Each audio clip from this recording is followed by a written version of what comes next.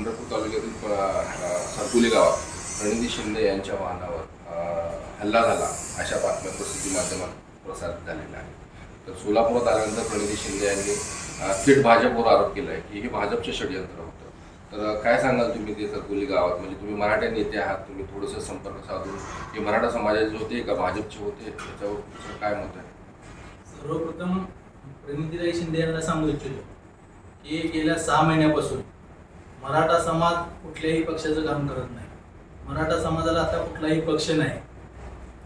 मराठा समाज सगळ्याच पक्षात होता, पहिला भाजपमध्ये होता, राष्ट्रवादीत होता, शिवसेनेत होता, काँग्रेसमध्ये होता, सगळ्याच पक्षात होता। पण आता एकमेव मराठा समाज मनोज जरांगे पाटील यांच्या पाठीशी उभा आहे। आणि प्रणितीताईंनी जर आरोप केला असेल की भाजपचे कार्यकर्ते असतील तर ती चुकीचा आरोप आहे। कारण भाजपचे कार्यकर्ते असले तरी ती मराठा समाजाचे कार्यकर्ते, काँग्रेसचे कार्यकर्ते सुद्धा त्यात होते, जी घोषणाबाजी करण्यासाठी काँग्रेसचे सुद्धा कार्यकर्ते होते, पण ती मराठा समाज म्हणून आंदोलन करत होते। त्याला वेगळं वळण देण्याचं काम प्रणितीताईंनी करू नये, आणि तसे करत असतील त्यांनी तर मराठा समाजाच्या रोषाला त्यांना समोर जावं लागेल। म्हणजे हे मराठा समाजानेच केलेलं असं तुमचं म्हणणं आहे? मराठा समाजाने प्रत्येक गावात केले, ते एकाच गावात आंदोलन केलेलं नाही। प्रत्येक गावात मराठा समाजाने त्यांना अडवलेल्या, त्यांच्या विरोधात घोषणा दिलेल्या त्यांना सुद्धा माहिती आहे। पण काय ठराविक गावात गेल्यानंतर ते भाजपचे कार्यकर्ते होते, ते काँग्रेसचे कार्यकर्ते, शिवसेनेचे होते किंवा शिंदे गटाचे होते, आम्हाला त्याच्याशी काय देणं घेणं नाही। आम्ही फक्त मराठा समाज मान्य मनोज जरांगे पाटील यांच्या पाठीशी ठामपणे उभा आहे, आणि ती मराठा आरक्षण मिळेपर्यंत त्यांच्या पाठीशी तेवढ्याच ताकदीने उभा आहे। आजपर्यंत मराठा समाज हा एक शिस्तप्रिय आंदोलन करत होता, किंवा एक उदाहरण म्हणून मराठा समाजाकडे ह्या आंदोलकांकडे पाहिलं जात होतं। परंतु कालच्या घटनेमुळं कुठेतरी मराठा समाजावर म्हणजे बोट दाखवण्यासाठी असं कायदा व सुव्यवस्थेचा प्रश्न निर्माण झाला।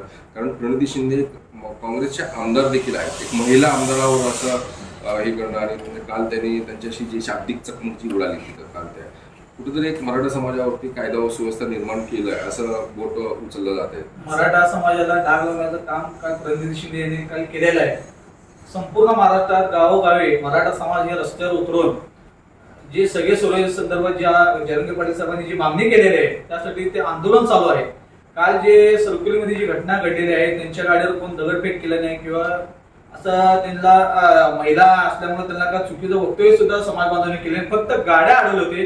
ते का भाजपचे किंवा दुसऱ्या कुठल्या पक्षाचे कार्यकर्ते नव्हते, ते मराठा समाजात चळवळीत काम करणारे ते लोक होते।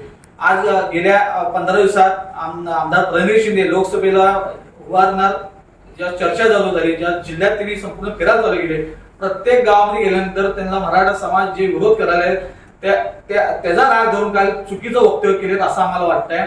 आणि गेल्या 40 वर्षापासून या महाराष्ट्रामध्ये मराठा समाज आंदोलन करत आहे। 1981 साली अण्णासाहेब पाटलांनी मराठा आरक्षणासाठी बलिदान दिलं। आजच्या दिवशी 22 मार्च 1981 साली अण्णासाहेब पाटलांनी लाखो समाजाचा मोर्चा विधानभवनावर नेला होता, आणि त्यांनी म्हणले होते उद्या सकाळी सूर्य उजवण्याच्या आज जर मराठा समाजाला आरक्षण दिलं नाही तर हा अण्णासाहेब सूर्य बघणार नाही।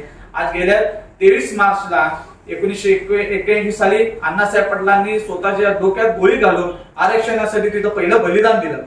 आज तुम्ही गेल्या 6 महिन्यात बघितलं 28 समाज बांधवांनी तिथं आरक्षणासाठी आंदोलन केले। गेल्या 5 ते 7 वर्षामध्ये 58 मूक मोर्चे काढण्यात आले, 50च्या वर गेल्या 5-6 वर्षात समाज बांधवांनी आत्महत्या केलेल्या आहेत।